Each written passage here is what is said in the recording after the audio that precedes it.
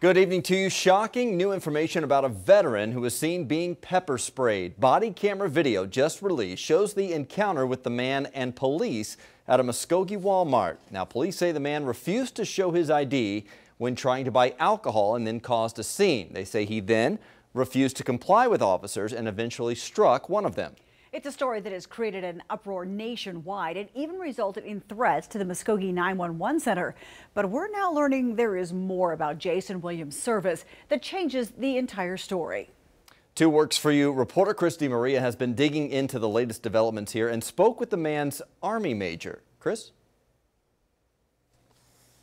Brian and Karen, I just spoke with Jason Williams' commander. He tells me the Williams claims of disability and deployment are false. Him being belligerent to somebody in authority, that doesn't surprise me one bit. That was the voice of Army Major Matt Smith, Jason Williams' former company commander in Germany. He says he's seen this video of Jason Williams being pepper sprayed by police for not complying. He's heard the story Williams gave about being deployed. He says Williams' claims about an accident in Afghanistan that left him disabled is completely made up. He never ever deployed.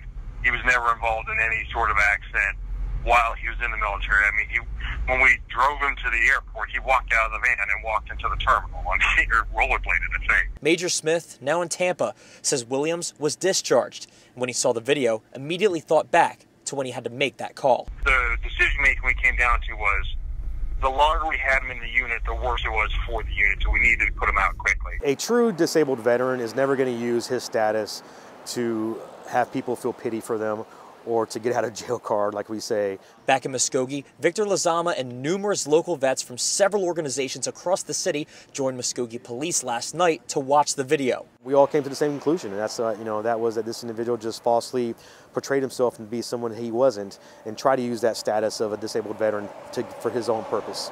Victor Lazama is a 60% disabled veteran. He served 20 years in the Marines and the Army and now runs the barracks in Muskogee, a service to get homeless veterans back on their feet.